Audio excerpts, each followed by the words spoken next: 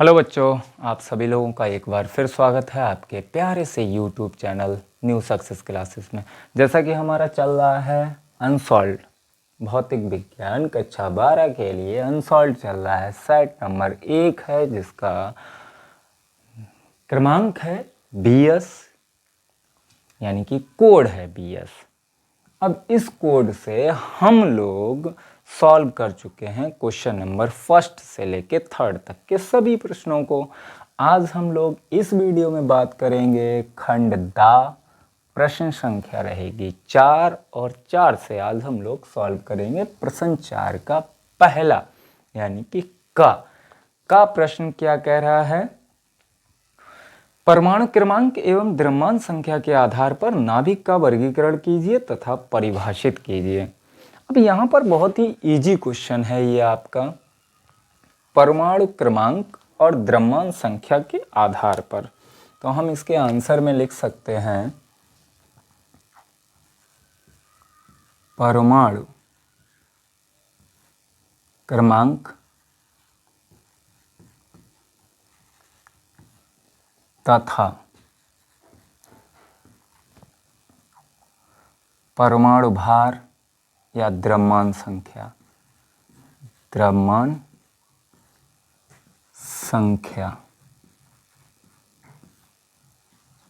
के आधार पर नाभिकों यानी कि नाभिकों को 3 भागों में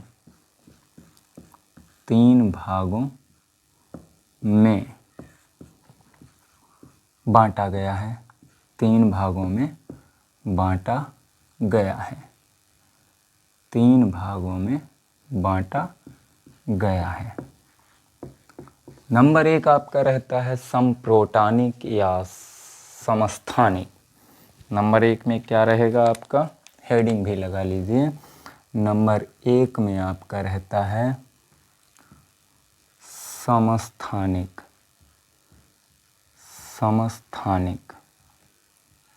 अच्छा, इसी को हम समप्रोटानिक भी बोलते हैं।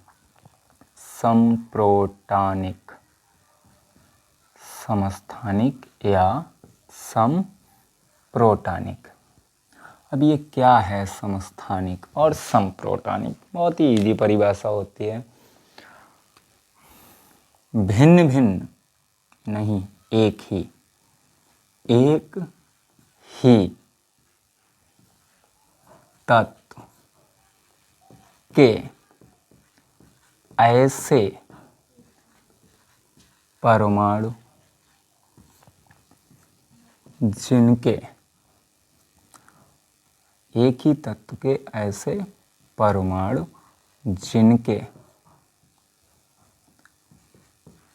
परमाणु क्रमांक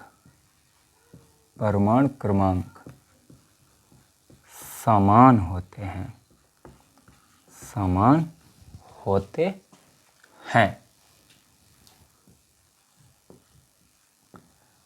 परंतु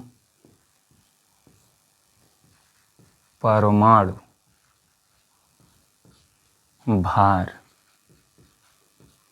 भिन्न भिन्न होते हैं।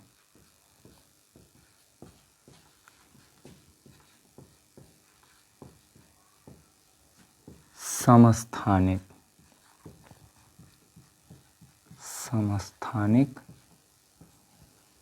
कहलाते हैं।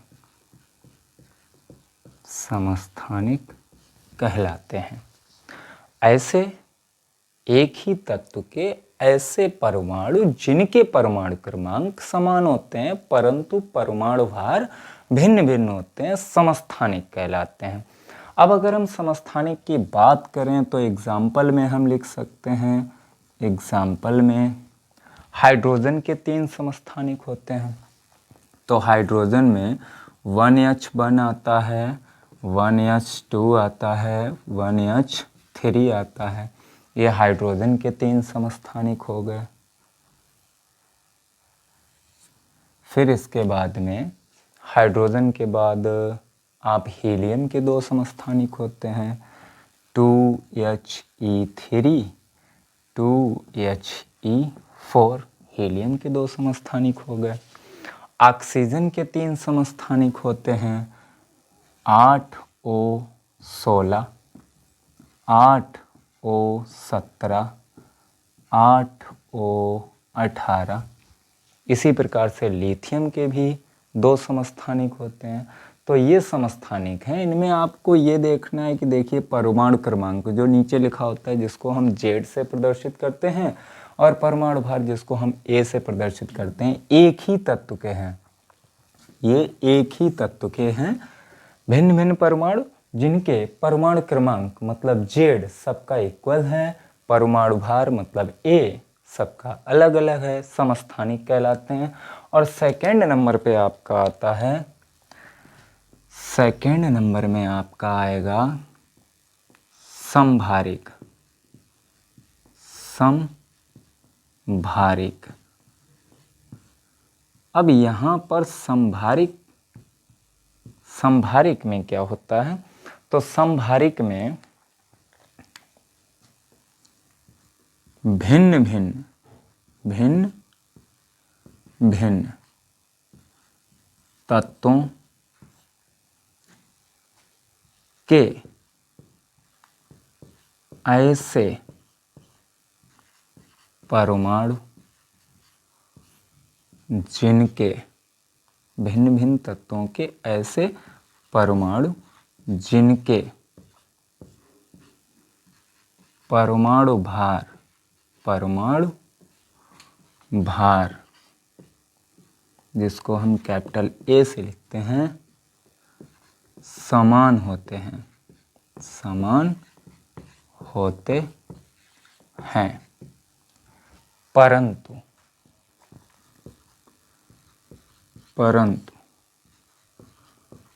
परमाणु क्रमांक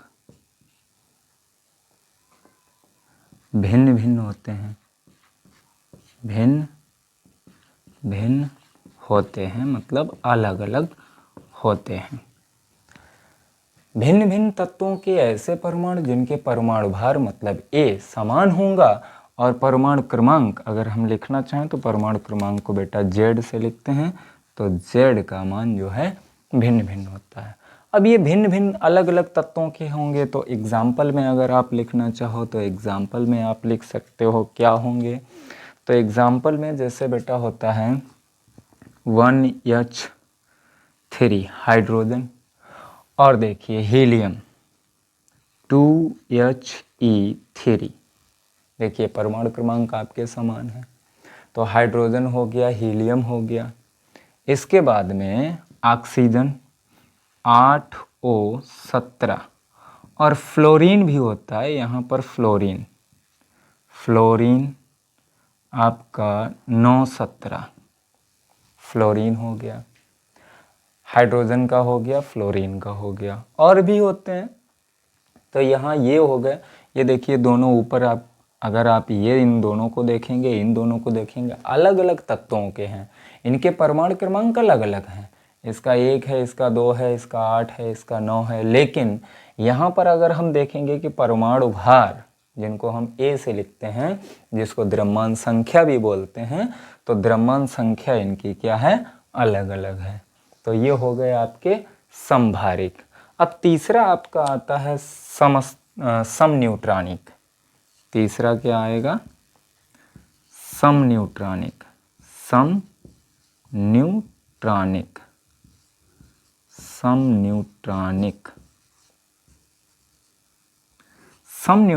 का मतलब ऐसे नाभिक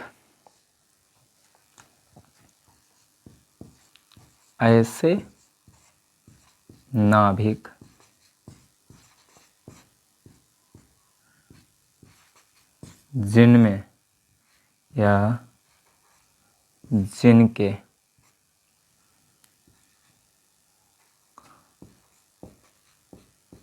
परमाणु भार यानी कि कैपिटल ए व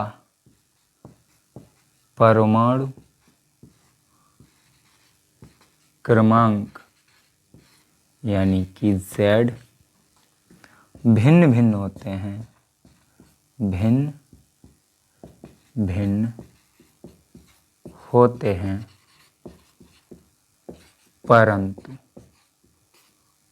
परंतु इनमें न्यूट्रॉनों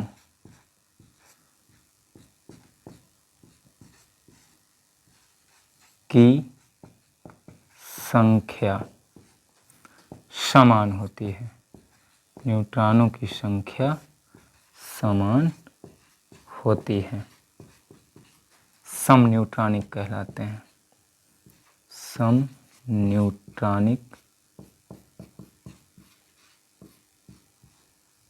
कहलाते हैं। अब एग्जाम्पल के लिए तो यहाँ पर एग्जाम्पल हम दे सकते हैं। सम न्यूट्रॉनिक के एग्जाम्पल में क्या आएंगे, तो सम न्यूट्रॉनिक के एग्जाम्पल में आप ले सकते हैं 1H3 को ले सकते हैं और आपका 2He4 आ जाएगा। 1H3, 2He4 किस तरीके से, आप देखिए यहाँ से अगर आपको निकालना है न्यूट्रॉनों की संख्या, तो न्यूट्रॉनों की संख्या इक्वल होता है आपका A माइनस Z। तो यहाँ से अगर आप देखेंगे तो यहाँ से देख लीजिए, आपको क्लियर भी हो जाएगा। यहाँ से 3 बेटा, ये 3 माइनस 1 इक्वल कितना बचा 2। यहाँ से अगर आप देखेंगे तो यहाँ से आपका 4 माइनस 2 कितना बचा 2। तो यहाँ भी 2 है, यहाँ भी 2 है। यहाँ से आपका क्लियर हो रहा है कि ये आपके क्या हैं, सम न्यूट्रॉनिक हैं। ये हो गए सम न्यूट्रॉनिक। उसके बाद में अगर हम लिथियम को और बेरियम को देखें तो वो भी आपका सम न्यूट्रॉनिक ही होता है। तो ये था बेटा परमाणु क्रमांक तथा द्रव्यमान संख्या के आधार पर, यानी कि परमाणु भार के आधार पर नाभिकों का वर्गीकरण। चलिए इसको साफ करते हैं, फिर देखेंगे अगला क्वेश्चन। साफ करें, चलिए स्टार्ट करते हैं। अगला क्वेश्चन क्या कह रहा है। अब क्वेश्चन संख्या रहेगी, क्वेश्चन संख्या 4 का खा, 4 का खा। अब 4 का खा क्या बोल रहा है, पढ़िए क्वेश्चन को। नॉर गेट क्या है, इसका तर्क प्रतीक खींचिए तथा सत्यता सारणी प्राप्त कीजिए। अब नॉर गेट के बारे में बताना है कि नॉर गेट क्या है, तो यहाँ पर हेडिंग लगा दीजिए नॉर गेट। अब नॉर गेट क्या है, तो यहाँ पर हम लिख सकते हैं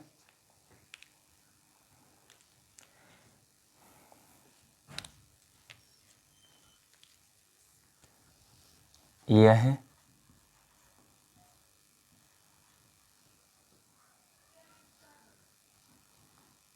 नॉट गेट, नॉट गेट बा और गेट के संयोग से बना तर्क द्वार है, तर्क द्वार। गेट को हम द्वार ही बोलते हैं, तर्क द्वार है जिसमें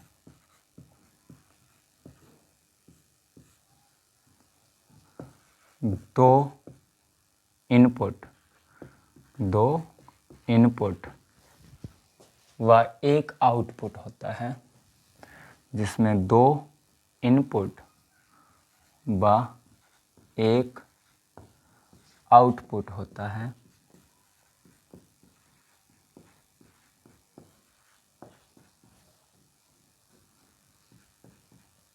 नॉर गेट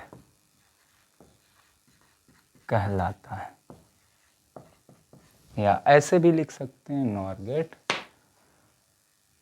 कि ऐसा तर्क द्वार जिसमें दो इनपुट तथा एक आउटपुट होता है और ये नॉट गेट और गेट के संयोजन से प्राप्त होता है।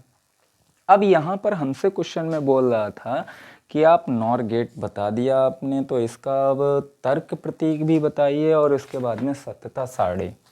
तो तर्क प्रतीक अगर हम देखेंगे तो यहाँ पर हम बनाते हैं एक और गेट को, एक और गेट को, ये आपका हो गया एक और गेट। इसमें एक निवेशी, दो निवेशी, ये क्या हैं आपके निवेशी हैं, ये आपके निवेशी, ये आपका गेट है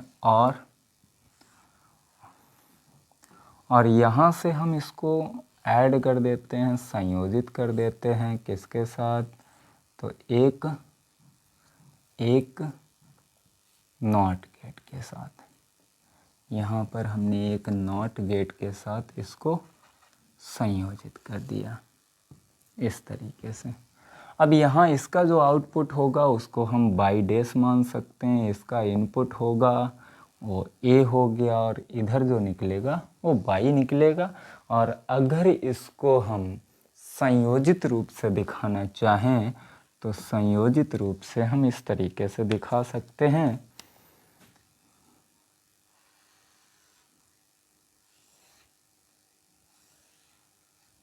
संयोजित रूप से यहाँ पर हमने लगा दी नोज लगा दी, तो यहाँ पर ये आपका अब हो गया नॉर गेट, ये ए और ये बी और ये हो गया आपका नॉर। अब इसका बूलियन व्यंजक की अगर बात करें तो बूलियन व्यंजक होता है बूलियन व्यंजक। तो बूलियन व्यंजक इसका होता है y equal a plus b, bar का साइन होता है दोनों पे लगा दीजिए और यहाँ इस तरीके से ये इसका होता है बूलियन व्यंजक। अब बूलियन व्यंजक हो गया तो अब हमें यहाँ इसकी सत्यता सारणी निकालनी है। तो सत्यता सारणी के लिए आप क्या करेंगे, सत्यता सारणी। तो सत्यता सारणी के लिए आप क्या करें, यहाँ से आप इस तरीके से सत्यता सारणी निकालेंगे। ये आपका हो गया ए, ये हो गया बी, ये हो गया बाई डैश और यहाँ से आप सीधा सीधा ले लीजिए बाई। और ये इस तरीके से अगर हम बनाना चाहें तो यहाँ बूलियन व्यंजक लिख दीजिए ए प्लस बी बार। अब सत्यता सारणी में हम किस तरीके से प्रदर्शित करेंगे इसके मानों को, तो देख लीजिए।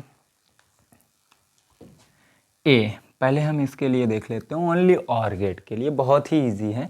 ओनली आर गेट के लिए आप देख लीजिए, अगर आपका ये ऑन रहा ये ऑफ रहा तो ये हमें आउटपुट मिलेगा,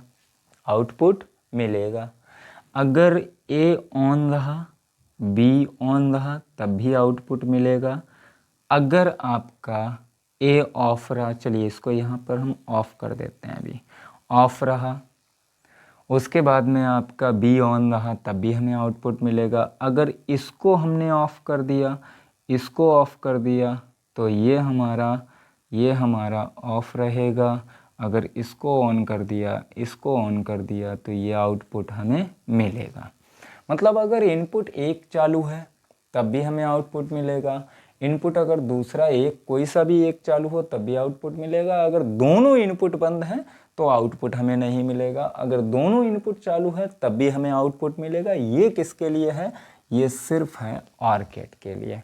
अब इसके बाद हम नॉट गेट की बात करते हैं। नॉट गेट में अगर बेटा इनपुट है तो आउटपुट हमें नहीं मिलेगा, मतलब यानी कि ये आपका 0 होगा, ये 0 होगा, ये 1 रहेगा, यहाँ पर आपको इनपुट आउटपुट मिलेगा और यहाँ भी आपका आउटपुट 0 रहेगा। तो ये सत्यता सारणी हो गई। तो ये हुआ क्वेश्चन नंबर 4 का गा का आंसर। इस तरीके से आप क्वेश्चन नंबर 4 के गा का आंसर दे सकते हैं। इसके बाद में अगला क्वेश्चन, चलिए हम इसको साफ कर रहे हैं, तब तक आप लोग अगले क्वेश्चन को पढ़िए। अगले क्वेश्चन को आप लोग पढ़िए, तब तक हम इसको, चलिए अब क्वेश्चन नंबर 4 का गा, कौन सा पार्ट है? गा पार्ट है। अब क्वेश्चन नंबर 4 के गा पार्ट में क्वेश्चन क्या कह रहा है? क्वेश्चन कह रहा है किसी परिपथ में धारा एवं वोल्टेज का समीकरण निम्नलिखित दिया गया है। I इक्वल आपका दिया गया है 3.5 साइन 628t प्लस π/6 और V इक्वल दिया गया है 28। हम तो V0 लिख रहे थे। 28 साइन और 628t और माइनस π/6, ये आपका दिया गया है वोल्ट एम्पियर। अब हमसे क्वेश्चन पूछ रहा है, पहला क्वेश्चन पूछ रहा है आप क्या करिए कि इन समीकरणों से धारा का वर्गमाध्य मूलमान निकालिए, यानी कि IRMS root mean square value पूछ रहा है धारा के लिए। उसके बाद में आवर्तकाल कैपिटल T पूछ रहा है। सेकेंड क्वेश्चन में आपसे आवर्तकाल कैपिटल T पूछ रहा है और फिर आपसे पूछ रहा है कि आप धारा तथा वोल्टेज के बीच कलांतर यानी कि फाई, ये 3 क्वेश्चन आपसे पुट अप हो रहे हैं। तो यहाँ से हम इनका आंसर निकालेंगे। तो आंसर निकालने के लिए क्या करते हैं, आंसर में हम क्या करेंगे, तो फर्स्ट के लिए समीकरण 1 व समीकरण 2 की मूल समीकरणों से तुलना करेंगे। सबसे पहले मूल समीकरणों से तुलना करने पर सबसे पहले काम यही होगा, तुलना करेंगे। अब मूल समीकरणों से जब हम तुलना करेंगे तो हमें बेटा आई नॉट कितना मिलेगा, 3.5 मिलेगा। आई नॉट कितना मिलेगा, 3.5 एम्पियर मिलेगा। फिर इसके बाद में ओमेगा कितना मिलेगा, चलिए बी नॉट भी लिख लेते हैं। बी नॉट कितना मिलेगा, 28 मिलेगा। ओमेगा कितना मिलेगा, तो ओमेगा 628 मिलेगा। और फाई 1 कितना मिलेगा, तो फाई 1 आपका π/6 मिलेगा। और फाई 2 आपका कितना मिलेगा, वो भी आपका π/6 ही मिलेगा और वो मिलेगा माइनस का। ठीक है, तो आपसे पूछा गया है कि आप धारा का वर्गमाध्य मूलमान निकालिए। तो अब हम क्या करेंगे कि पहला जो आपका आंसर रहेगा, यहाँ से इसको हटा दें अभी, पहला जो आंसर रहेगा IRMS।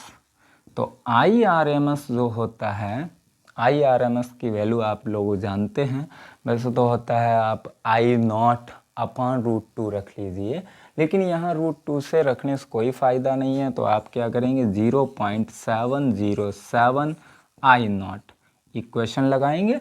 यहाँ से IRMS इक्वल 0.707 इंटू I0 की वैल्यू कितनी है, 3.5 है। अब आपको क्या करना है, सिर्फ इनका मल्टीप्लाई करना है। तो मल्टीप्लाई करना है तो 2 डिजिट तक हमें आंसर ही निकालना होगा। तो इसको हम क्या करते हैं, इसको छोड़ सकते हैं या आप मल्टीप्लाई कर लीजिए। मल्टीप्लाई अगर करेंगे तो हम इसको यहाँ से, इसको आप छोड़ दीजिए, वैसे टोटल वैल्यू इतनी होती है, यहाँ से आप इसको छोड़ सकते हैं, 2 डिजिट तक मान निकालना है। तो यहाँ से आपका 7 पना 35 हो जाएगा और 7 तियाँ 21, 21 और 3 24। यहाँ से 1 और 1 0 रख दीजिए, 1 और 2 3 अंक बाद दशमलव यहाँ पर आ जाएगा, ये आपका 2.4। और अप्रॉक्स में अगर लिखना चाहो 2.4 या अप्रॉक्स में 2.5 एम्पियर। ऐसा तो आपका क्या रहेगा, 2.4 रहेगा। कितना रहेगा, 2.4 एम्पियर। और अगर इसको लिखना चाहो तो 2.5 एम्पियर लिख सकते हैं।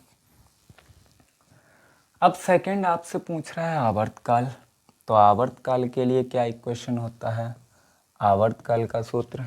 अरे भाई ये तो सब इजी है, बहुत इजी है। आवर्तकाल का सूत्र क्या होता है, तो हमने आवर्तकाल के लिए सूत्र पढ़ा है, ओमेगा इक्वल होता है 2 पाई अपॉन कैपिटल टी।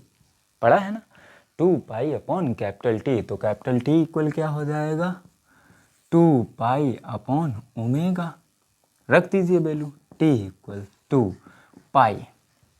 अब पाई की वैल्यू आप रख लीजिए 3.14 अपॉन ओमेगा की वैल्यू है 628। अब 628 से अगर हम देखेंगे बेटा, 314 दूनी 628, ये कैंसिल हुआ।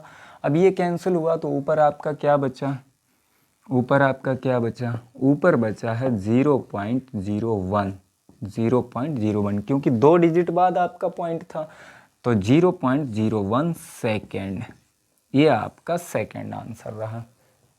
अब थर्ड में आपसे पूछ रहा है कि आप धारा तथा वोल्टेज के बीच कलांतर निकालिए।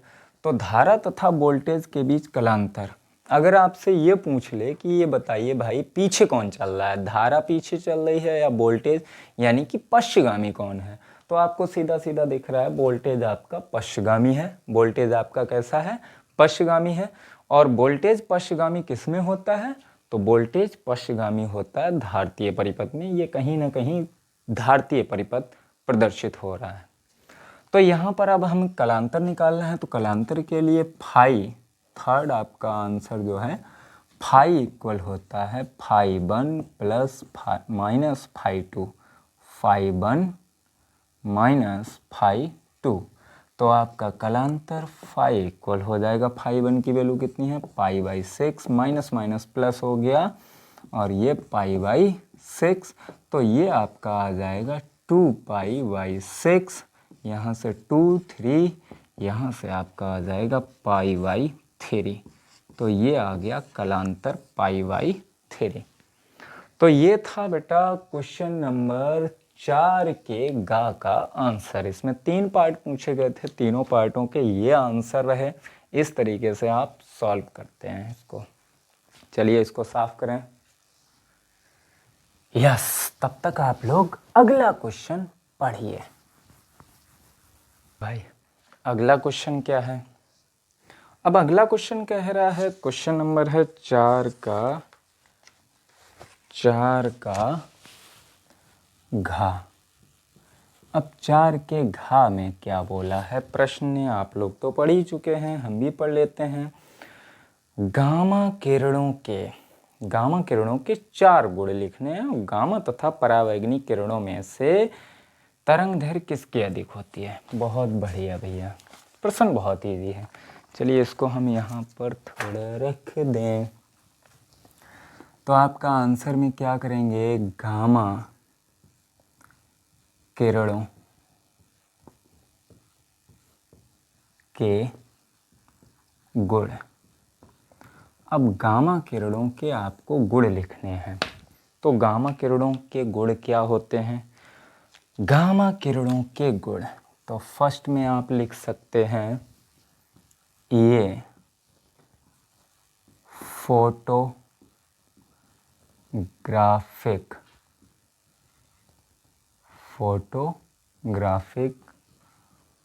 प्लेट को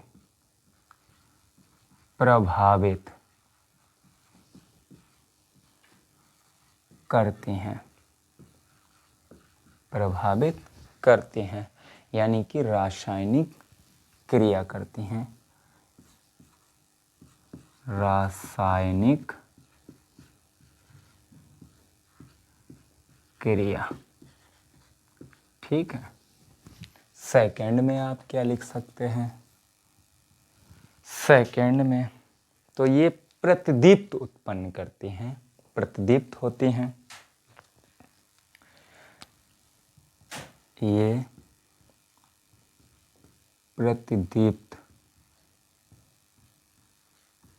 होती हैं या उत्पन्न करती हैं।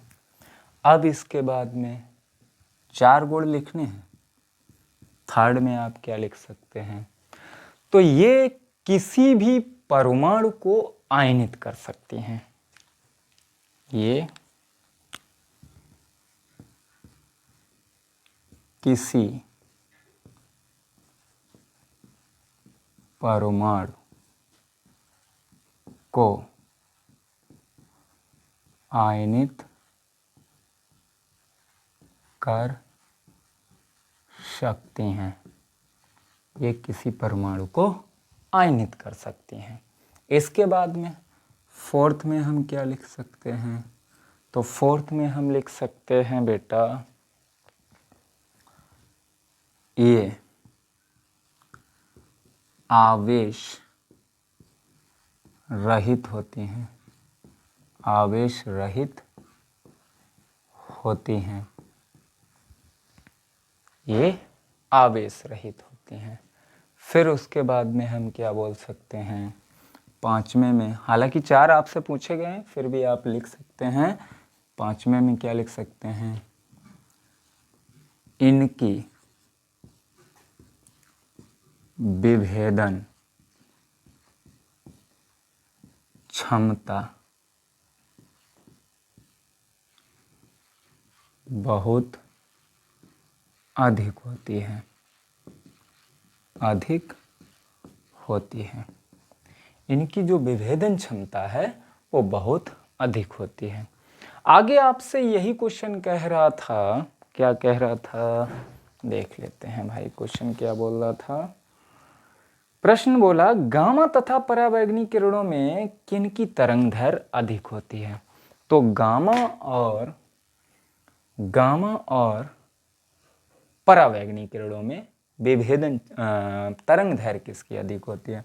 तो इसका एक क्वेश्चन आपको हम बता दें, सीधा सीधा याद करने का तरीका है, गाड़ी एक्सयूवी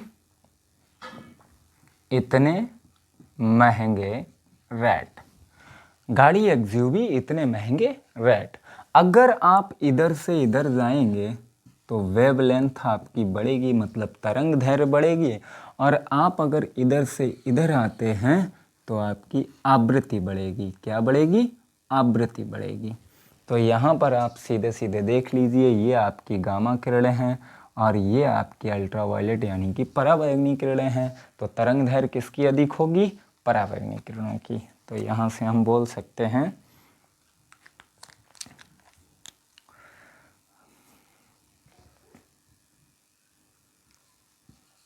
परावैंगनी किरणों की तरंगदैर्घ्य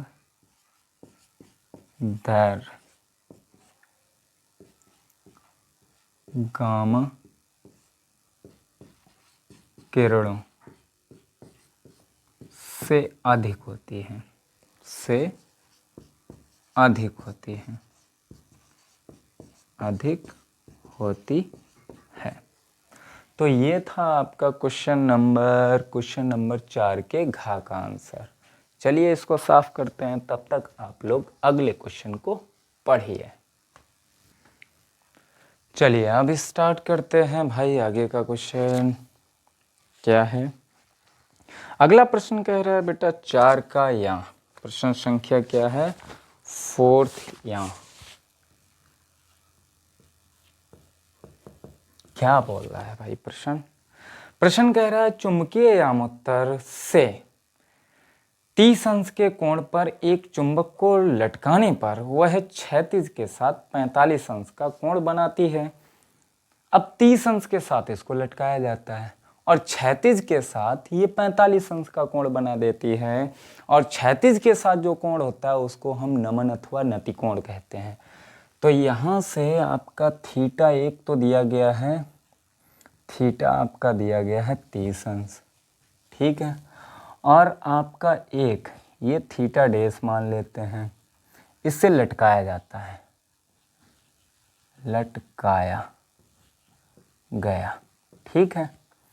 और थीटा आपका बना रही है कितना, 45 डिग्री,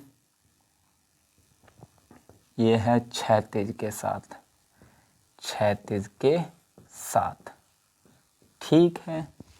अब इसके बाद में पूछ रहा है वास्तविक नति कोण का मान ज्ञात कीजिए। नमन अथवा नति कोण का वास्तविक मान ज्ञात करना है, इसको हमने थीटा डबल डैश मान लिया और हमें थीटा ज्ञात करना है। अरे भाई 3 थीटा हो गए, इसीलिए ये सारा कुछ हमने लिख लिया। चलिए आभासी नमन अथवा नति कोण के लिए हम पहले आभासी नति कोण, आभासी नति कोण। तो आभासी नति कोण के लिए tan theta double dash equal आपका क्या होना चाहिए, बोले हमारे पास तो होना चाहिए BB/BH और cos थीटा, और थीटा में क्या रहेगा, थीटा डैश रहेगा। तो यहाँ पर मान रख दीजिए। तो tan थीटा कितना है 45 डिग्री इक्वल आपका कितना है BB अपॉन मतलब ऊर्ध्वाधर घटक बटे क्षैतिज घटक। तो यहाँ से आपका BH बेटा कितना हो गया, BH मतलब यानी कि हमने क्षैतिज घटक में वियोजित कर लिया, जो 30 अंश का कोण है ना, इसको क्षैतिज घटक में वियोजित किया है। तो यहाँ से आपका क्या हो जाएगा BH cos 30 डिग्री, इसको डाल देते हैं समीकरण नंबर 1। अच्छा वास्तविक नति कोण के लिए, तो वास्तविक नति कोण के लिए अब यही तो इक्वेशन तो यही है, tan theta equal BB upon, तो ये BH हो जाएगा। अब BH हो जाएगा तो यहाँ से हम क्या करते हैं, यहाँ हमने BH लिख दिया, यहाँ BB, क्योंकि वास्तविक के लिए तो यही होता है। तो इसको हमने डाल दिया इक्वेशन सेकेंड। अब समीकरण 1 व 2 को हल कर लेते हैं। समीकरण 1 व 2 से, समीकरण 1 व समीकरण 2 से, अब समीकरण 1 व 2 को हल करेंगे तो हल करने पर हमें क्या मिलेगा, tan 45 डिग्री भाग दे देते हैं और tan थीटा इक्वल इधर आपका BB upon BH cos 30 degree है, टोटल के अपॉन में आपका VV अपॉन VH है। ये आपका VV से BB कैंसिल हुआ, फिर आपका कहीं ना कहीं BH से BH भी कैंसिल हो गया। अब आपका क्या बचा, tan 45 की वैल्यू कितनी होती है 1 upon tan theta equal 1 upon आपका बचा है cos 30 डिग्री, क्रॉस मल्टीप्लाई करेंगे बेटा तो tan थीटा इक्वल आपका हो जाएगा cos 30 डिग्री। अच्छा वैल्यू रखिए cos 30 डिग्री की, तो tan थीटा इक्वल cos 30 की वैल्यू कितनी होती है √3/2, √3/2। तो यहाँ से आपका थीटा इक्वल कितना आएगा, तो थीटा इक्वल आएगा tan इनवर्स √3/2, tan इनवर्स √3/2, क्योंकि tan में इतने की वैल्यू तो होती नहीं है, तो इसलिए हम लिख सकते हैं tan इनवर्स √3/2। तो ये था आपका क्वेश्चन नंबर 4 का यहाँ का आंसर। चलिए आप नोट करिए, हम इसको थोड़ा सा साफ करें, तब तक आप अगला क्वेश्चन पढ़िए। चलिए अगला क्वेश्चन, अगला क्वेश्चन क्या कह रहा है बेटा, तो क्वेश्चन नंबर 5 अब स्टार्ट होगा आपका क्वेश्चन नंबर 5। अब प्रश्न संख्या 5 में पहला ही प्रश्न है 5 का। अब 5 का क्या बोल रहा है भैया, क्राउन कांच से समावतल, यानी कि एक पृष्ठ समतल है और दूसरा कैसा है, अवतल है। समावतल लेंस बनाना है। लेंस के पृष्ठों की वक्रता त्रिज्याएं कितनी रखे जाएं कि लेंस की क्षमता, भाई साहब लेंस की क्षमता इन्होंने दे रखी है -2.5 डायोप्टर हो जाए, और कांच का अपवर्तनांक ANG दिया गया है कितना, 1.65। आपसे पूछा जाएगा कि इसकी वक्रता त्रिज्याएं कितनी हो, तो वक्रता त्रिज्याएं समावतल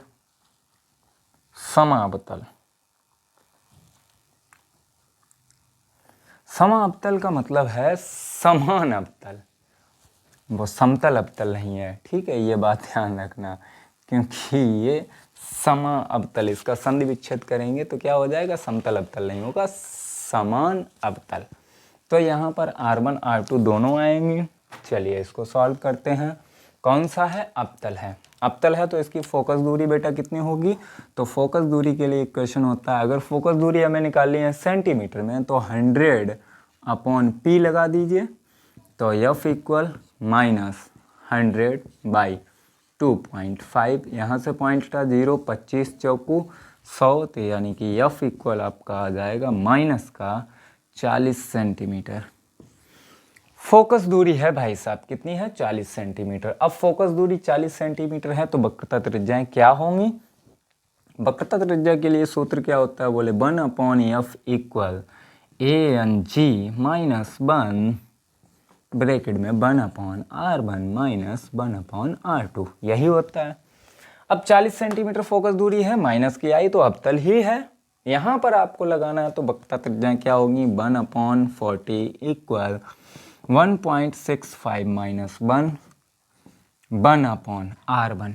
बेटा इसकी वक्रता त्रिज्याएं समान ही होंगी, यानी कि R1 equal R2 equal R, क्योंकि समावतल है, दोनों पृष्ठों की वक्रता त्रिज्याएं समान होंगी, तो यहाँ पर हमने R ले लिया। लेकिन जो R2 का मान होगा, R2 का मान वो कैसा होगा, प्लस का, सॉरी R2 का मान होगा प्लस का और R1 का मान होगा माइनस का, तो यहाँ हमने लगा दिया माइनस, और यहाँ माइनस ऑलरेडी लगा हुआ है, यहाँ माइनस ऑलरेडी लगा हुआ है। अब आपका कितना हो जाएगा, 1/40 इक्वल, यहाँ से आपका 0.65, इधर से आपका हो जाएगा, यहाँ माइनस का आ रहा है, घबराना बिल्कुल मत, दूरी अगर यहाँ आप ये वाला माइनस रख लीजिए, यहाँ कोई फ़र्क नहीं पड़ता है, ठीक, अगर नहीं तो कोई बात नहीं, एक प्लस की और एक माइनस की, ठीक है, और यहाँ अगर माइनस लगा देते हैं तो ये माइनस ख़त्म हो जाएगा, ठीक। तो यहाँ से आपका क्या हो जाएगा, इसको हम सॉल्व करेंगे बेटा, सॉल्व करने पर हो जाएगा आपका माइनस इधर लग जाएगा 2/R, इसको सॉल्व करेंगे कितना हो जाएगा 2/R। अच्छा यहाँ से R इधर ले आइए, इसको इधर लेके जाइए, माइनस से माइनस कैंसिल हो जाएगा, तो R इक्वल आपका कितना हो जाएगा, तो R इक्वल 0.65 इंटू 40 और इंटू कितना है 2, तो R इक्वल आपका कितना हो जाएगा बेटा 65 दूना 130, 2 अंक बाद दशमलव है यहाँ लग गया, इंटू आपका है 40, यहाँ से आप क्या करिए 13 चौकू 52, उसके बाद में 1 और 1 2 अंक बाद 2 जीरो हो गए, और दशमलव है आपका 2 अंक बाद, तो यहाँ पे लग गया, यानी कि R1 जो होगी माइनस की 52 सेंटीमीटर होगी, और जो R2 होगी वो प्लस की 52 सेंटीमीटर होगी, ठीक है। तो ये हो गई वक्रता त्रिज्याएं। तो ये था आपका ये क्वेश्चन 5 का। चलिए इसको साफ करें बेटा, साफ करें, ठीक है, बढ़िया सा। चलिए स्टार्ट करते हैं क्वेश्चन नंबर अगला कौन सा है, 5 का खा। तो प्रश्न संख्या यहाँ रहेगी 5 का खा। अब 5 के खा में बोल रहा है बेटा ट्रांजिस्टर क्या है, उभयनिष्ठ उत्सर्जक विन्यास का परिपथ बनाकर निर्गत अभिलाक्षणिक वक्र खींचिए। तो हमें एक परिपथ बनाना है और वक्र खींचना है और ट्रांजिस्टर को परिभाषित करना है। तो यहाँ पर हेडिंग डाल देते हैं ट्रांजिस्टर। ट्रांजिस्टर क्या है? तो ट्रांजिस्टर आप लोग जानते हो क्या होता है। यह है पी प्रकार व एन प्रकार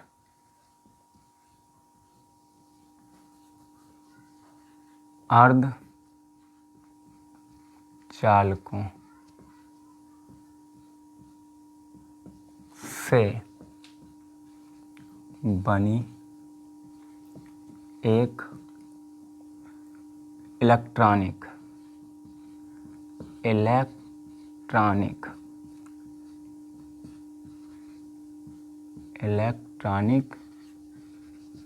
युक्ति है। क्या है? इलेक्ट्रॉनिक युक्ति है जो ट्रायोड बल्ब के स्थान पर प्रयोग की जाती है। ट्रांजिस्टर क्या है? यह पी प्रकार व एन प्रकार के अर्धचालकों से बनी एक इलेक्ट्रॉनिक युक्ति है जो ट्रायोड बल्ब के स्थान पर प्रयोग की जाती है। ट्रायोड का मतलब जिसमें 3 लगे हों, डायोड का मतलब जिसमें 2 पी टाइप और मतलब यानी कि एक पी टाइप और एक एन टाइप अर्धचालक लगा हो, वो डायोड। ट्रायोड का मतलब 3। अब यहां पर हमसे क्या पूछा गया है? उभयनिष्ठ उत्सर्जक विन्यास का परिपथ आपको बनाना है। अब उभयनिष्ठ उत्सर्जक विन्यास का परिपथ हम किस तरीके से बनाएंगे? उभयनिष्ठ उत्सर्जक को रखना है उभयनिष्ठ। पहला क्वेश्चन भी शायद यही था। पहले क्वेश्चन में ऑप्शन में पूछा गया था, जो ऑप्शनल क्वेश्चन थे उसमें पूछा गया था ये निम्न में किस प्रकार का परिपथ है। तो उभयनिष्ठ का मतलब होता है जिसको कॉमन रखा गया है। अब कॉमन रखा गया है, यहां उसने बोला है कि उभयनिष्ठ उत्सर्जक विन्यास। तो उभयनिष्ठ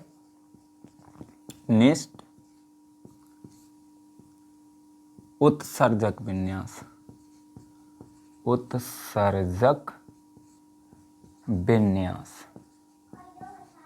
अब उभयनिष्ठ उत्सर्जक विन्यास का हमें परिपथ बनाना है। परिपथ बनाने में इसमें क्या हम करेंगे तो जरा देख लीजिए। हम सबसे पहले बनाते हैं एक ट्रांजिस्टर।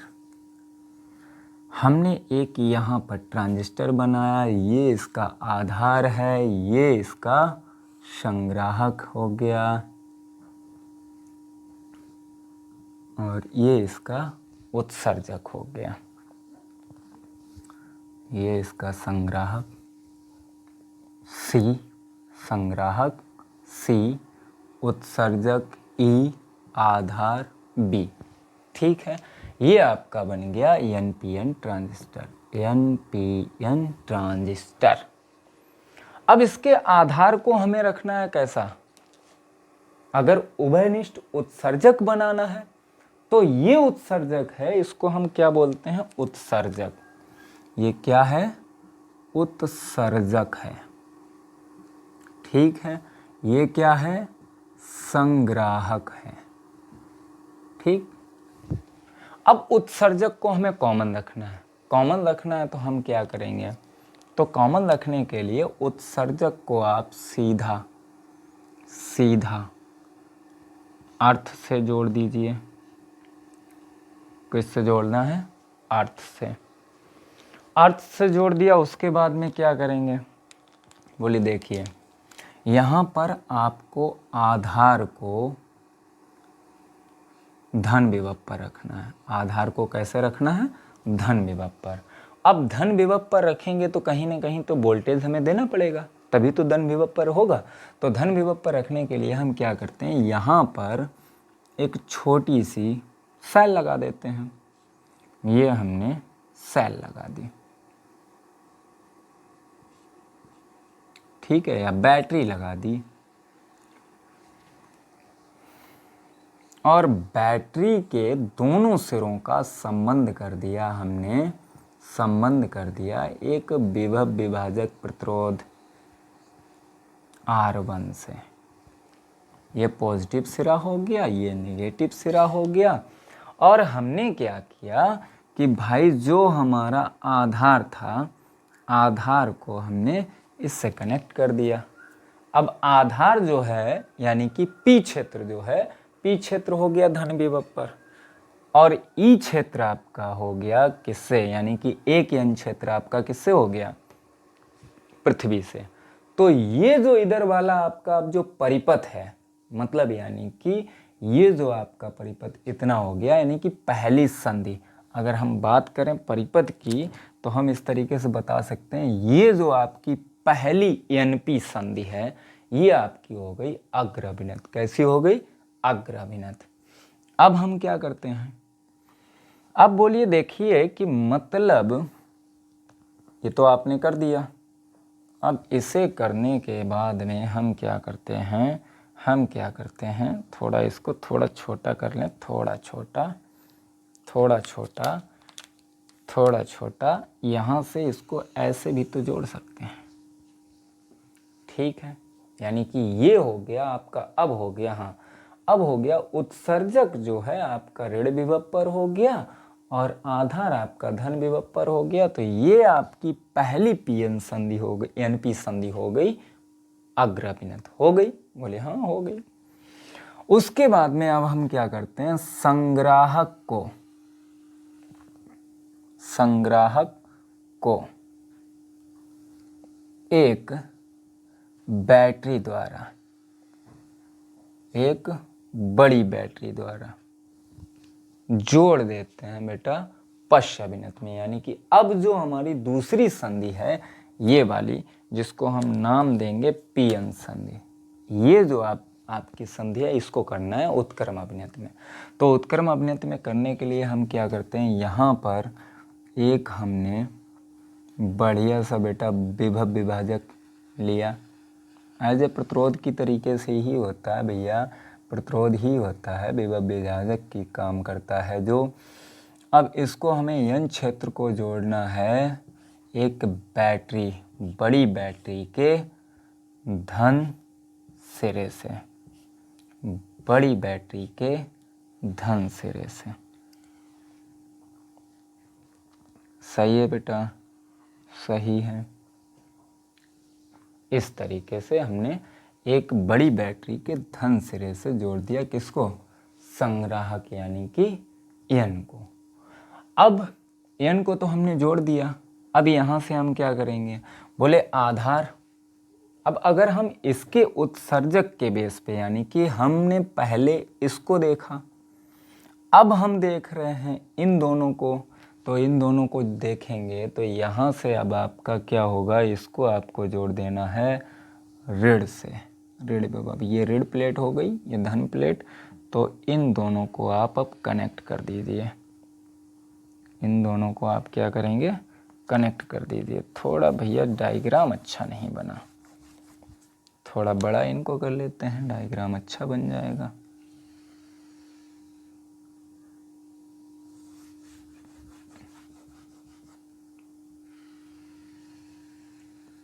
ठीक है, इस तरीके से थोड़ा इसको साफ कर दें, थोड़ा गंदा गंदा, इस तरीके से। इस बैटरी को, ये कौन सी बैटरी है, तो ये वोल्टेज है बेटा आधार वोल्टेज, आधार उत्सर्जक वोल्टेज। तो यहाँ पर BE आधार और उत्सर्जक वोल्टेज बैटरी है ये। तो यहाँ पर अब हम आधार धारा को नापने के लिए, तो बोले आधार धारा को नापने के लिए यहाँ एक लगा देते हैं एमीटर, और ये एमीटर जो होता है वो माइक्रो एम्पियर में विद्युत धारा को नापता है, क्योंकि यहाँ से बहुत ही क्षीण विद्युत धारा प्रवाहित होती है। अब इसके बाद में इसके सिरों पर, यानी कि ये जो आधार उत्सर्जक संधि है यानी कि परिपथ है, इसके विभव को नापने के लिए यहाँ पर एक वोल्ट मीटर लगा देते हैं।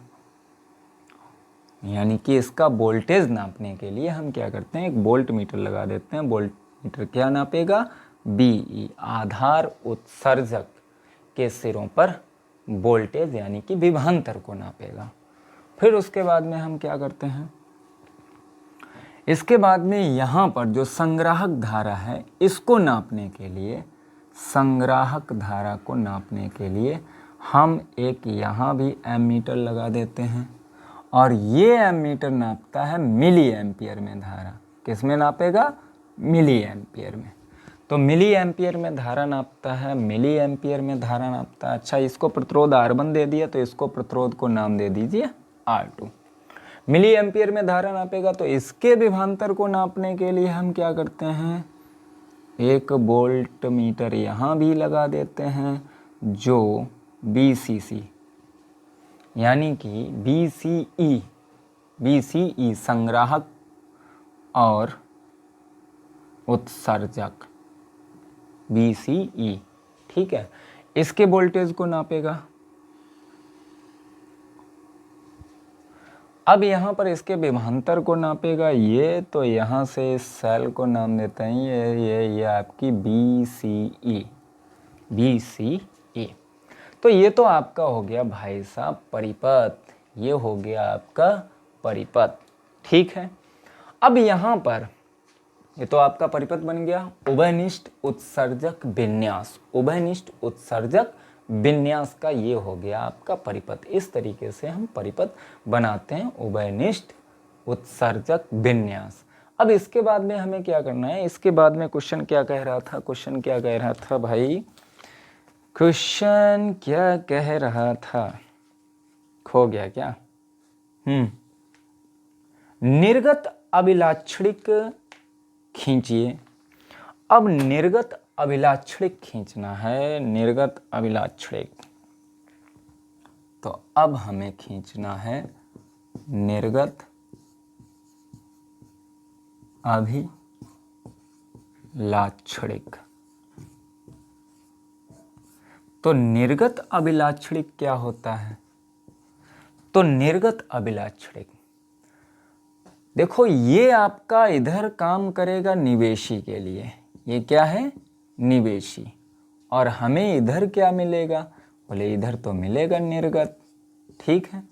ये निर्गत के लिए है, ये निवेशी के लिए। हमसे पूछा गया है निर्गत के लिए, तो निर्गत में हम क्या करते हैं, संग्राहक धारा वोल्टेज को हम क्या करते हैं, नियत मान लेते हैं। किस वोल्टेज को, बोले आप मतलब जो उत्सर्जक जो वोल्टेज है आपका, इस वोल्टेज को आप नियत रखकर और फिर देखिए संग्राहक धारा कितनी मिल रही है आपको।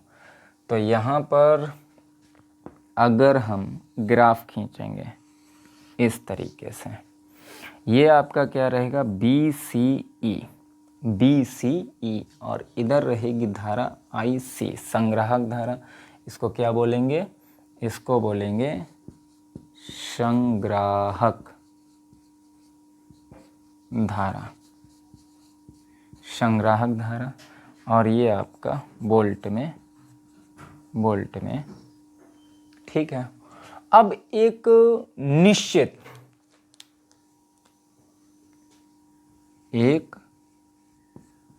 नियत वोल्टेज पर, नियत वोल्टेज VCE पर, अब नियत वोल्टेज पर अगर हम इसके अभिलाक्षणिक वक्र खींचेंगे तो मान लीजिए आपके नियत वोल्टेज किस तरीके से चल रहे हैं। आपने एक निश्चित वोल्टेज लिया इस तरीके से, फिर आपने एक निश्चित वोल्टेज लिया इस तरीके से, फिर आपने एक निश्चित वोल्टेज लिया इस तरीके से, तो इधर धारा का मान बढ़ेगा और इधर वोल्टेज का मान बढ़ेगा। ठीक है, तो एक निश्चित वोल्टेज पर आप वोल्टेज का मान जो भी ले रहे हैं, स्टार्टिंग में मान लीजिए आपने बड़ा वोल्टेज लेना है, संग्राहक वोल्टेज है, संग्राहक वोल्टेज, ये बड़ी बैटरी लगी हुई है, बड़ी बैटरी तो इसका वोल्टेज भी हाई होगा, वोल्टेज भी हाई होगा, तो यहाँ आपका BCE कैसा है, नियत है, ये नियत रहेगा, ये नियत रहेगा। तो यहाँ से आप देख रहे हैं संग्राहक धारा का मान इधर बढ़ेगा, कितना आप ले सकते हैं, जैसे कि 50 वोल्ट, 60 वोल्ट, 70 वोल्ट, तो इस तरीके से आप मान ले सकते हैं। ये संग्राहक धारा का मान इस तरीके से आपको कंटिन्यू बढ़ता हुआ मिल रहा है। तो ये था अभिलाक्षणिक, निर्गत अभिलाक्षणिक वक्र। ठीक है, चलिए ये भी क्वेश्चन आपका हो गया, इसको हम साफ कर रहे हैं आप लोग। चलिए अगला क्वेश्चन आप लोग तब तक पढ़िए, तब तक हम इसको साफ करें। चलिए अगला क्वेश्चन क्या बोल रहा है भैया, अगला क्वेश्चन, हाँ, श्रेणी LCR परिपथ प्रत्यावर्ती धारा परिपथ में अनुनादी आवृत्ति के लिए सूत्र निगमित कीजिए। क्वेश्चन नंबर है 5 का ग, 5 का ग क्वेश्चन नंबर, LCR परिपथ में अनुनादी आवृत्ति। अब LCR परिपथ में अनुनादी आवृत्ति निकालनी है, तो अनुनादी आवृत्ति हम सीधा सीधा एक LCR परिपथ बना देते हैं। ऐसा परिपथ जिसमें L प्रेरकत्व की एक कुंडली, C धारिता का एक संधारित्र और ओमीय प्रतिरोध कैपिटल R श्रेणी क्रम में जुड़े हों। अनुनाद की स्थिति में क्या होता है, सीधा सीधे अनुनादी परिपथ ही हम लिख रहे हैं। ऐसा LCR श्रेणी परिपथ जिसमें प्रेरण प्रतिघात, प्रेरण प्रतिघात XL व धारतीय प्रतिघात XC बराबर होते हैं। कैसे होते हैं, बराबर होते हैं अनुनादी परिपथ कहलाता है तथा इस अवस्था को अनुनाद की अवस्था कहते हैं। अब इस अवस्था को हम क्या बोलते हैं, अनुनाद की अवस्था बोलते हैं। तो हम लिख सकते हैं तब XL बराबर XC। तो XL बराबर XC है अनुनाद की स्थिति में, तो यहाँ से XL बराबर आपका क्या होता है, XL बराबर होता है ओमेगा L और XC बराबर होता है 1/ओमेगा C और ओमेगा इक्वल होता है 2πf। तब आपका हो जाएगा बेटा ओमेगा L इक्वल 1/ओमेगा C, यानी कि 2πf L equal 1/2πf F और C। हमें निकालनी है अनुनादी आवृत्ति, तो यहाँ पे लिखेंगे तब अनुनादी आवृत्ति तो अनुनादी आवृत्ति के लिए तो एफ स्क्वायर क्रॉस मल्टीप्लाई करेंगे तो एफ स्क्वायर इक्वल हो जाएगा 1/4 पाई स्क्वायर एल सी। यहाँ से आपको वर्गमूल लेना है तो ये हो जाएगा 1/2 पाई। 4 का वर्गमूल 2 होता है, पाई स्क्वायर का वर्गमूल हो जाएगा पाई और इस पे लग जाएगा √ हर्ट्ज। ये हो गई अनुनादी आवृत्ति। तो LCR परिपथ के लिए अनुनादी आवृत्ति आपको कैलकुलेट करनी थी, इतना ही करना था, बस इजी क्वेश्चन था 3 नंबर में आसानी से। चलिए इसको साफ करें बेटा। अगला क्वेश्चन क्या है? अगला क्वेश्चन पढ़िए, अगला क्वेश्चन क्या बोल रहा है। तो अगला क्वेश्चन अगला, बोहर के परमाणु मॉडल को समझाइए। अब बोहर का परमाणु मॉडल समझाना है कि बोहर ने अपने परमाणु मॉडल में क्या बताया। तो बेटा हेडिंग यानी कि प्रश्न नंबर घा 5 का घा, तो यहाँ पर बोहर का परमाणु मॉडल। अब बोहर ने अपने परमाणु मॉडल में क्या बोला, इसको समझिए। बोहर ने अपने परमाणु मॉडल में क्या, वास्तव में बोहर ने क्या किया था, जो रदरफोर्ड का परमाणु मॉडल था उसकी जो कमियां थीं उसमें क्वांटम थ्योरी लगा के उन कमियों को दूर किया और एक नया मतलब यानी कि उन कमियों को सुधार करके एक परमाणु मॉडल प्रतिपादित किया, जिसे हम नील बोर का परमाणु मॉडल कहते हैं। बोहर ने क्या किया, रदरफोर्ड के परमाणु मॉडल की कमियों को क्वांटम थ्योरी के आधार पर दूर करके वही सिद्धांत दिया। इसी को हम नील बोहर का परमाणु मॉडल कहते हैं और इसकी मुख्यतः 3 परिकल्पनाएं थीं।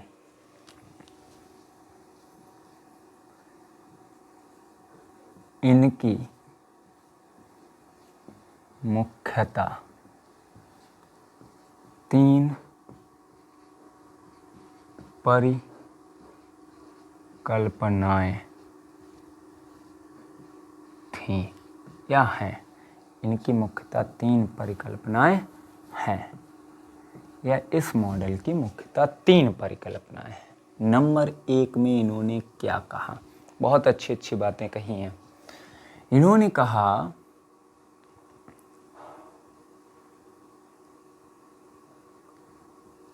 किसी परमाणु में इलेक्ट्रॉन केवल उन्हीं कक्षाओं में परिक्रमण कर सकता है जिनके लिए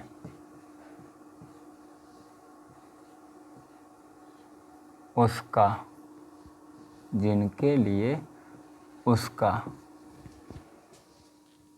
कोणीय संवेग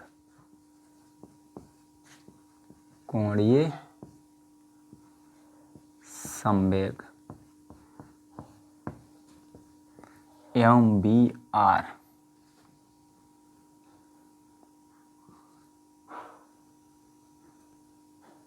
H/2 पाई का पूर्ण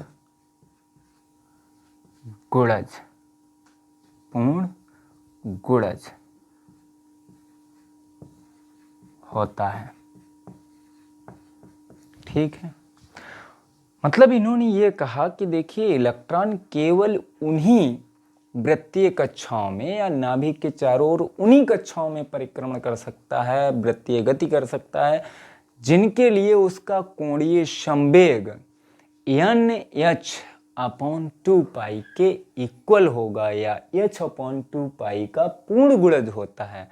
यानी कि अगर हम बोलें तो इन्होंने बोला है MBR इक्वल NH अपॉन 2 पाई, जहाँ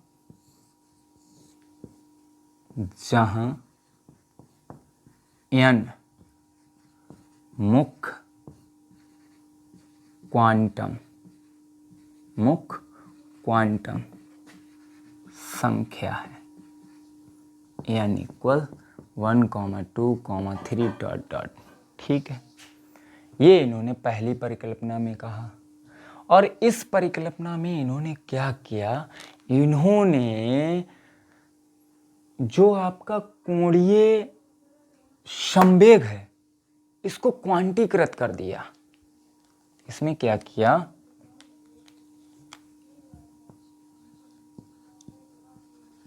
इसके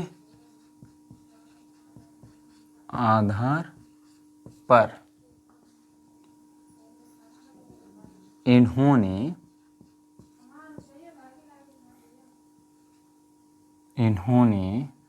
कोणीय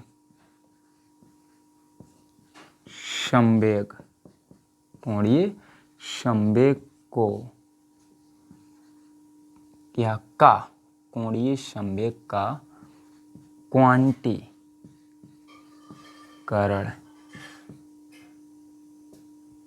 किया या क्वांटीकरण सिद्धांत इन्होंने दिया।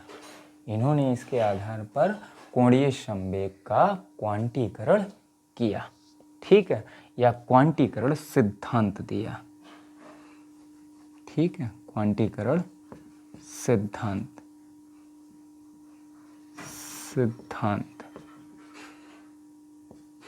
ठीक है, सिद्धांत बोल सकते हैं, किया।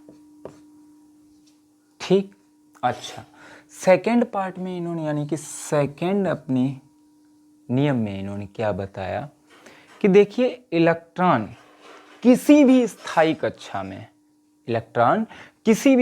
कक्षा में परिक्रमण करते समय किसी भी प्रकार का ऊर्जा का उत्सर्जन नहीं करता है। किसी स्थायी कक्षा में घूमते समय इलेक्ट्रॉन किसी भी प्रकार की ऊर्जा का उत्सर्जन नहीं करता है। अब इलेक्ट्रॉन, अगर जो रदरफोर्ड ने बताया था कि इलेक्ट्रॉन क्या करता है, त्वरित गति करता है। अब त्वरित गति करेगा तो सीधी सी बात है उस पर कहीं ना कहीं बल लग रहा है यानी कि तो तभी तो त्वरण उत्पन्न होगा। अब त्वरण उत्पन्न हो रहा है तो वो क्या करेगा, लगातार ऊर्जा को विद्युत चुम्बकीय तरंगों के रूप में उत्सर्जित करता रहेगा। और इसी कारण क्या होता है कि उसकी जो ऊर्जा है कम होने की वजह से वृत्तीय पथ की त्रिज्या लगातार घटती जाती थी और अंततः ये होता है कि जो इलेक्ट्रॉन है वो नाभिक में कूद जाता है यानी कि परमाणु विखंडित हो जाता। तो इसीलिए नाभिक के मतलब परमाणु के स्थायित्व के संबंध में जो रदरफोर्ड का परमाणु मॉडल था वो फेल हो गया। लेकिन इन्होंने यहाँ पर क्वांटम थ्योरी लगा के क्या बोला कि किसी स्थायी कक्षा में घूमते समय इलेक्ट्रॉन किसी भी प्रकार की ऊर्जा का उत्सर्जन नहीं करता है। ठीक है, अब इन्होंने थर्ड पार्ट में आपने क्या बोला, थर्ड में यदि किसी इलेक्ट्रॉन यानी कि परमाणु हम बोल सकते हैं परमाणु को या इलेक्ट्रॉन को, ठीक है, यहाँ चाहो तो आप परमाणु ही लिख सकते हैं, चाहे तो आप परमाणु ही लिख सकते हैं। यदि किसी परमाणु को बाह्य स्रोत से ऊर्जा मिल जाती है तो उसका कोई एक इलेक्ट्रॉन उसे पाकर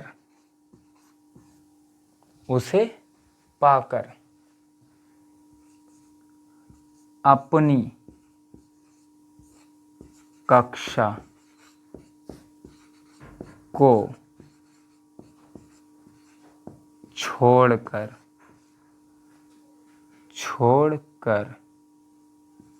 अपनी कक्षा को छोड़कर उच्च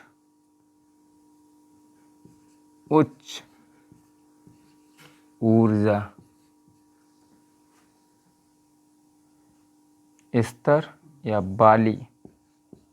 उच्च ऊर्जा वाली कक्षा में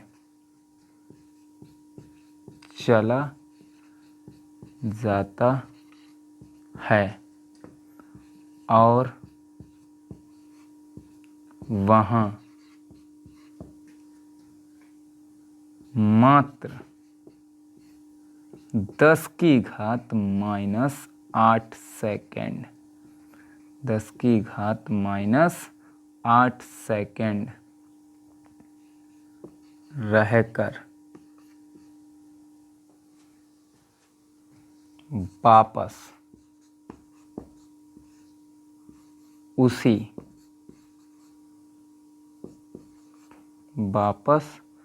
उसी कक्षा में आ जाता है तथा वापस लौटते समय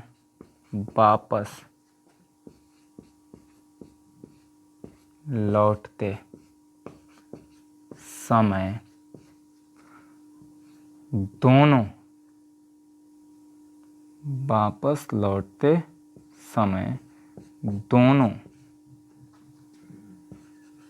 कक्षाओं की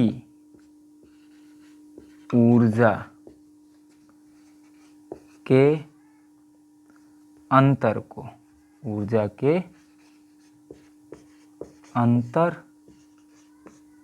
को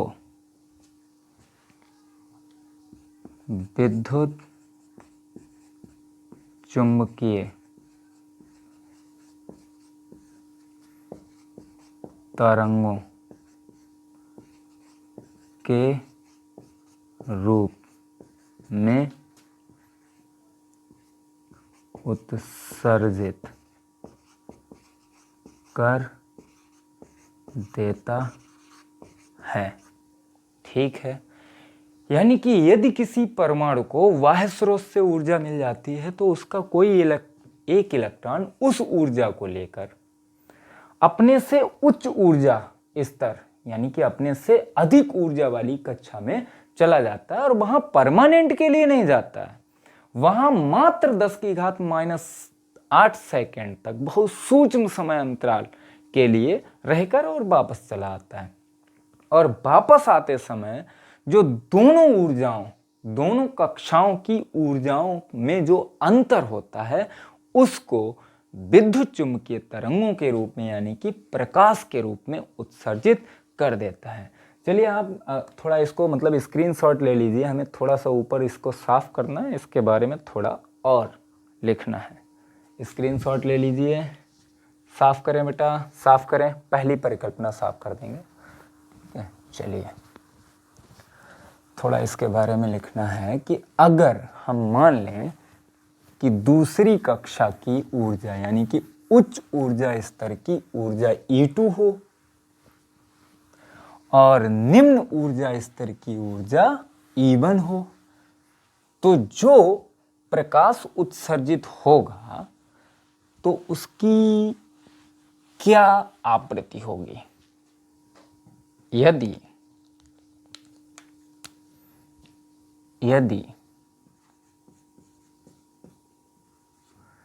उच्च ऊर्जा स्तर की ऊर्जा E2 व निम्न ऊर्जा स्तर की ऊर्जा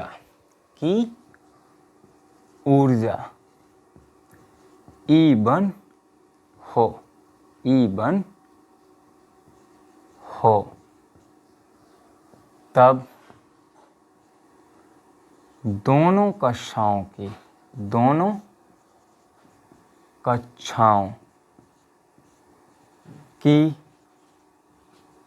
ऊर्जा का अंतर।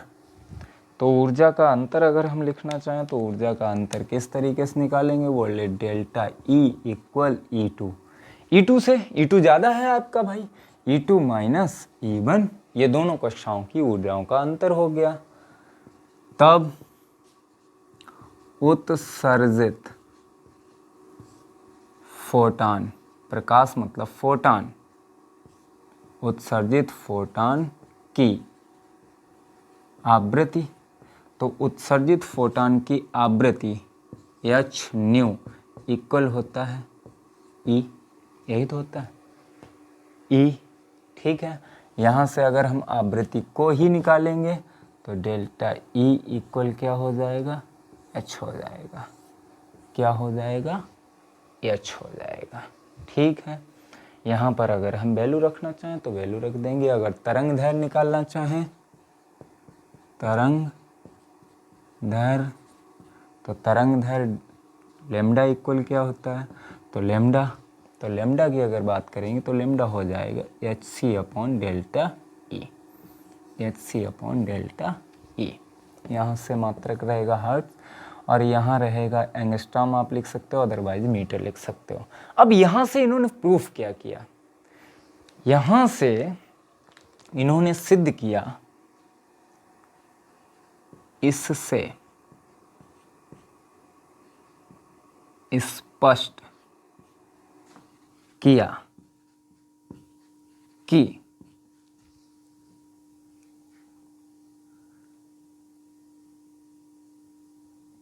इलेक्ट्रॉन या कोई भी परमाणु में जब इलेक्ट्रॉन एक कक्षा से दूसरी कक्षा में जाता है तो ये जो संक्रमण होता है, ठीक है, तो कोई भी इलेक्ट्रॉन है वो कुछ निश्चित आवृत्ति की ही प्रकाश तरंगों यानी कि विद्युत चुम्बकीय तरंगों का उत्सर्जन करता है। इससे स्पष्ट है कि इलेक्ट्रॉन कुछ निश्चित आवृत्ति की ही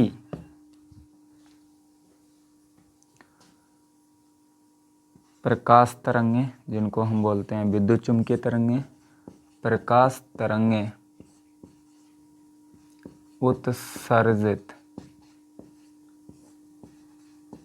करता है। इसीलिए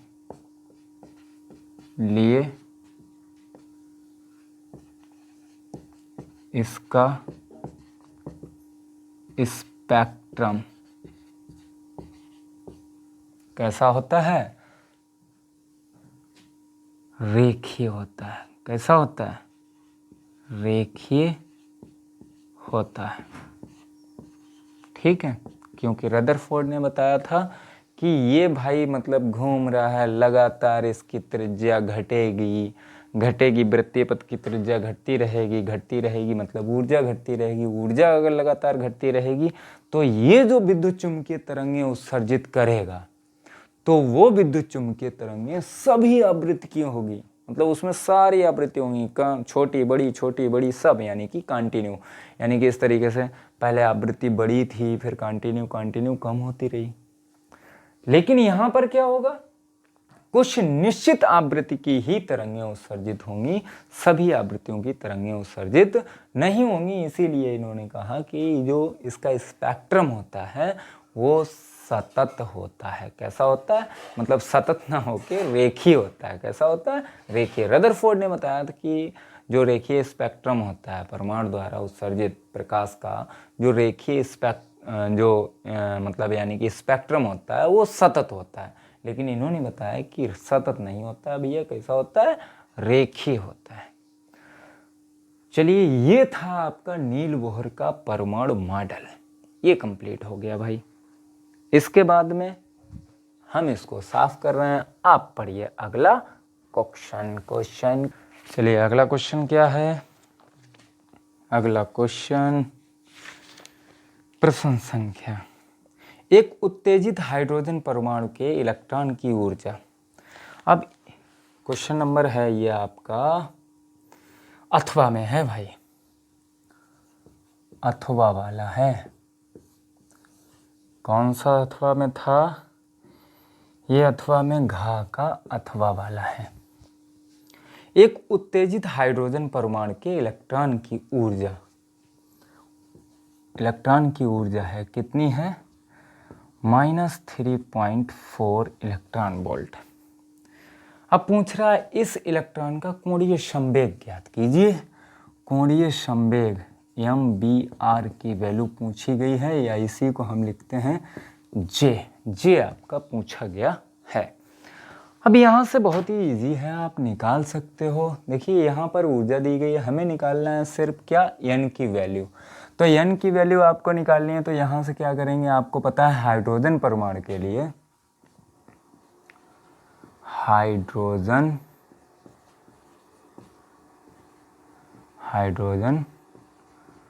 परमाणु के लिए, अब हाइड्रोजन परमाणु के लिए क्या होता है, En बराबर होता है -13.6 EB। En इक्वल कितना होता है, -13.6 EB बटे आपका है n²। ये होता है हाइड्रोजन परमाणु के लिए। अब यहाँ पर किसी उत्तेजित परमाणु की ऊर्जा इतनी दे रखी है, तो ये आप यहाँ पर मान अप्लाई कर दीजिए, तो n का मान निकल आएगा। तो n² इक्वल कितना हो जाएगा, -13.6 EB अपान में आपका कितना हो जाएगा, -3.4 EB। EB से EB कैंसिल, माइनस से माइनस कैंसिल, पॉइंट से पॉइंट कैंसिल। अब इसको सॉल्व करना है, तो n² ये कितना जाएगा भाई, 33 4 3 12 4, सही है ना, 4 चौको 16, 4 3 12, 1 13, यानी कि n² बराबर 4 आ गया। तो n इक्वल कितना आ जाएगा, 2। यानी कि ये किस कक्षा की ऊर्जा है, तो ये बेटा हाइड्रोजन परमाणु के लिए दूसरी कक्षा की ऊर्जा है। अब दूसरी कक्षा की ऊर्जा है, तो दूसरी कक्षा के लिए J यानी कि आपका कोणीय संवेग क्या होता है, NH/2π, यही तो होता है, J इक्वल NH/2π। तो J इक्वल आपका कितना हो जाएगा, N का मतलब है 2, H का मतलब 6.67 into 10 to power 6.63 into 10 to power -34 upon 2, और पाई का मतलब 22/7, तो 7 पहुंच गया ऊपर, 2 से 2 ये कैंसिल हो गया। अब यहाँ से J इक्वल आप क्या करिए 6.63 है, इसको 6.6 लिख लीजिए, इंटू 7 लिख लीजिए, इंटू 10 टू पावर माइनस का आपका 34 अपॉन में है 22 तियाँ आपका हो गया 66, यानी कि 7 तियाँ हो जाएगा आपका 21, 2.1 इंटू 10 टू पावर -34। ये रहा आपका आंसर। तो ये था बेटा अथवा वाला। अब इसके बाद में अगला क्वेश्चन क्या है, इसको साफ करें या हो जाएगा इतने में ही, क्या होगा चलिए देख लेते हैं एक बार। अब पूछ रहा है भाई प्रिज्म के पदार्थ का अपवर्तनांक का सूत्र। अब किसी प्रिज्म के लिए तो इसको साफ करना पड़ेगा। साफ करें बेटा, साफ करें। यस। चलिए, अब बोल रहा है किसी पतले प्रिज्म के लिए प्रिज्म के पदार्थ का अपवर्तनांक विचलन कोण और प्रिज्म कोण के पदों में ज्ञात कीजिए। तो हम यहाँ पर मान लेते हैं, लास्ट क्वेश्चन है, क्या है, यहाँ होगा। ठीक है, चलिए हम यहाँ पर लिख देते हैं n, डेल, a में संबंध। ये प्रिज्म के लिए है, प्रिज्म के लिए। ठीक है, तो यहाँ पर हम लिख देते हैं माना एक पतला प्रिज्म है जिसका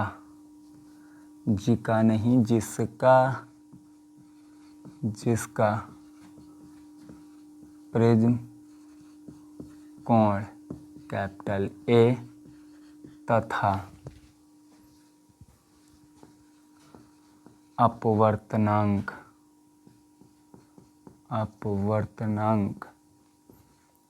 n है। अपवर्तनांक कितना है? n है। जब इस पर कोई प्रकाश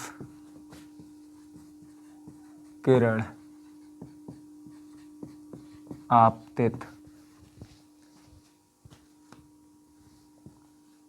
होती है तो वह अपवर्तन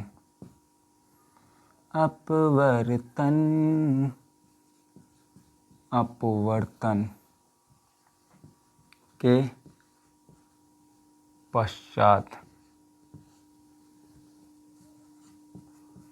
अपने मार्ग से विक्षेपित हो जाती है।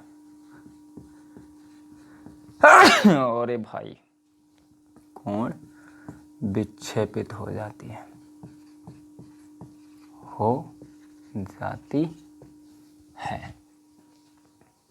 ठीक है, ये हमने लिख दिया। अब आप क्या करेंगे, एक पतला सा प्रिज्म बनाएंगे, मतलब एक बढ़िया सा प्रिज्म बना लीजिए इस तरीके से। ये हमने प्रिज्म बना लिया, इसका ये प्रिज्म कोण है ये, इसको पॉइंट दे दिया, यस। और यहाँ से एक प्रकाश किरण इस तरीके से आपने तिरछी आपतित करनी है, और यहाँ पर हमने खींच दिया एक अभिलंब खींचा। ये प्रकाश किरण जानी चाहिए थी किधर? बोले जानी तो चाहिए थी इसको इधर, ऐसे ही तो जाना चाहिए था इसको, लेकिन अपवर्तन होगा तो अपवर्तन में ये प्रकाश किरण जाएगी ऐसी। ये कोण बोले R। यहाँ से थोड़ा सा डायग्राम हम बड़ा बनाएंगे, नहीं तो अच्छा दिखेगा नहीं। बढ़िया सा बड़ा सा डायग्राम, ठीक। अब यहाँ पर ये हो गया प्रिज्म कोण, और इस पर भाई साहब आपतित हो रही है इस तरीके से एक प्रकाश किरण तिरछी। अब तिरछी आपतित हो रही है तो इसको यहाँ पर हम एक खींच देते हैं आपतन बिंदु पर अभिलंब, ये खींच दिया अभिलंब। अब जानी चाहिए तो इसको इधर, वास्तव में इधर जानी चाहिए, लेकिन इधर ना जाके ये क्या करेगी, अपने मार्ग से विचलित होगी। मार्ग से विचलित होगी तो कितना विचलित होगी? बोले मार्ग से ऐसा विचलित कर दीजिए भाई, ऐसे विचलित कर दीजिए, कर दिया। अब यहाँ पर भी हमें एक अभिलंब खींचना है, तो यहाँ पर हम एक अभिलंब खींच देते हैं आपतन बिंदु पर। ये हमने आपतन बिंदु पर अभिलंब खींच दिया। अब ये जो अभिलंब खींचा है तो यहाँ से अब प्रकाश किरण को जाना चाहिए था इधर, लेकिन इधर ना जाके ये भाई अपवर्तित होगी, तो जाना है इसको इधर। तो इस एंगल को आपतन कोण I, तो ये एंगल हो गया अपवर्तन कोण R। यहाँ से अगर प्रकाश किरण को मान लें तो ये भी आपका I डैश हो गया, ये हो गया R डैश, और यहाँ भी कुछ एंगल बन रहा है। और ये अपने मार्ग से कितना विचलित हुई, तो जितना अपने मार्ग से बेटा दूर गई है यही तो आपका होगा विचलन कोण, यानी कि ये हो गया विचलन कोण। इसको बिंदु को नाम दे दिया हमने T, इस बिंदु को नाम दे दिया E, और इसको नाम दे दिया P, और इसको नाम दे दिया Q। सही है। अब यहाँ से हमें सॉल्व करना है, इसको सॉल्व करेंगे बढ़िया से, देख लेना। तो यहाँ से अगर हम देखें त्रिभुज कौन सा, सबसे पहले हम देखते हैं T और PQ में, TPQ में, तो आपका डेल क्या है, डेल बहिष्कोण है। डेल क्या है, बहिष्कोण है। और बहिष्कोण दूरस्थ स्थित अंतःकोणों के योग के बराबर होता है, मतलब ये जो होगा इस कोण और इस कोण के बराबर होगा, यानी कि योग के बराबर होगा, यानी कि डेल इक्वल लिख सकते हैं एंगल TPQ और प्लस एंगल TQP, इतना लिख सकते हैं। अच्छा, अगर हम यहाँ पर देखें तो ये दोनों एंगल का योग जो होगा वो इसके इक्वल होना चाहिए। इसका मान इन दोनों कोणों के योग के बराबर होगा, तो यहाँ से हम लिख सकते हैं क्या, एंगल TPQ कितना होगा, तो वो हो जाएगा I माइनस R। I से इसको घटा दीजिए ये एंगल आ जाएगा, I से इसको घटा दीजिए ये एंगल आ जाएगा। और इसी तरीके से जो आपका एंगल TQP होगा तो वो होगा equal I dash minus R dash. सही है बेटा, वैल्यू अप्लाई कर दीजिए। तो डेल इक्वल हो जाएगा I और minus R plus I dash minus R dash. तो यहाँ से हम लिख सकते हैं I plus I dash, minus चिन्ह कॉमन ले लेंगे तो R, और प्लस हो जाएगा R डैश। सही है। इसको एक क्वेश्चन डाल दिया हमने फर्स्ट।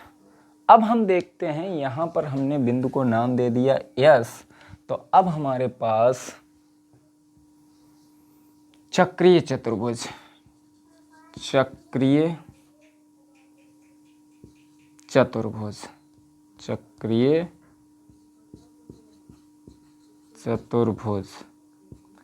तो चक्रीय चतुर्भुज अगर हम S, P, E और Q में देखते हैं तो यहाँ से आपका होना चाहिए एंगल E और plus A, E plus A equal 180 degree. बेटा कोई भी चक्रीय चतुर्भुज हो, ये कोई भी चक्रीय चतुर्भुज हो, उसके आमने सामने के कोणों का योगफल, यानी कि विपरीत कोणों का जो आमने सामने के कोने हैं उन पर जो एंगल बनता है वो 180 डिग्री का होता है। तो यहाँ से इसको इक्वेशन आप सेकंड डाल दीजिए, और फिर उसके बाद में देखेंगे त्रिभुज आपका P, Q और E में, PQE में अगर देखेंगे तो PQE में जो आपका एंगल R होगा, जो R होगा और R डैश होगा और E जो होगा, उनका सम होना चाहिए 180 डिग्री। सही है, 180 डिग्री। ये इक्वेशन हमने डाल दिया थर्ड। ठीक है बेटा, पतले प्रिज्म के लिए यहाँ पर हम लिख सकते हैं पतले प्रिज्म के लिए, पतले प्रिज्म के लिए जो I होगा और I डैश होगा इक्वल होगा, जो R होगा R डैश इक्वल होगा। तो यहाँ से ये दोनों चीज़ें ध्यान रखना। तो यहाँ से हम लिख सकते हैं क्या, समीकरण 2 व समीकरण 3 से। अब समीकरण 2 व 3 को हल करेंगे तो आपका क्या मिलेगा, यहाँ से इनको बेटा हल करना है। हल करना का मतलब घटा देना। तो घटा देने से आपको 180 कैंसिल हो जाएगा, 180 कैंसिल होगा, ई से ई कैंसिल होगा, क्या बचेगा, a minus 2r, a minus 2r, a यहाँ से बचेगा और 2r यहाँ से बचेगा, a माइनस 2r इक्वल 0, यानी कि आपका हो जाएगा 2r इक्वल a, तो r इक्वल हो जाएगा बेटा a/2। ठीक है, ये जो वैल्यू आई है यहाँ पर, ये जो वैल्यू है आप रख दीजिए इक्वेशन फर्स्ट में। तब समीकरण 1 से, समीकरण 1 में डेल इक्वल, जरा देखना, आई डैश इक्वल है, तो ये हो जाएगा 2i माइनस ये r डैश इक्वल है, तो यहाँ हो जाएगा 2r, और 2r की जगह पे हम कितना लिख सकते हैं, a लिख सकते हैं। तो यहाँ से अब आपको निकालना है वैल्यू, 2i इक्वल हो जाएगा a प्लस डेल, यानी कि i इक्वल हो जाएगा a प्लस डेल बाई 2। यहाँ से बेटा i की वैल्यू निकल आई है, r की वैल्यू निकल आई है, फिर लिखेंगे स्नेल के नियम से। तो स्नेल का नियम कहता है n इक्वल होना चाहिए sine i upon sine r, तो वैल्यू यहाँ पर रख दीजिए। तो ये हो जाएगा n इक्वल साइन i का मतलब है आपका a plus del upon 2 upon sine r, r के का मान है a/2, a/2। ये हो गया आपका अपवर्तनांक। और यहाँ से अगर हम बोल दें, यदि जो आपका प्रिज्म कोण है वो लेस देन होना चाहिए 8 डिग्री, तब ये साइन वगैरह कुछ नहीं लेंगे, तो ये आपका हो जाएगा n equal a plus del by a। यहाँ से क्रॉस मल्टीप्लाई करेंगे और ये डेल, तब जो डेल है वो इक्वल हो जाएगा डेल m के, यानी कि मिनिमम डेविएशन एंगल होगा। तो यहाँ से हम लिख सकते हैं n-1 into a, n-1 into a। इसको सॉल्व करेंगे इतना ही आएगा, इसको सॉल्व करेंगे बेटा इतना ही आएगा। तो ये इस तरीके से आपका 5वां क्वेश्चन फिनिश हो गया। अब इसके बाद में जो भी क्वेश्चन है शेष, वो आपके 5-5 नंबर के क्वेश्चन हैं। अगले वीडियो में उनको फिर सॉल्व करेंगे। तब तक के लिए धन्यवाद, और पढ़ते रहिए, तैयारी जोरदार तरीके से होती रहेगी आप लोगों की। धन्यवाद।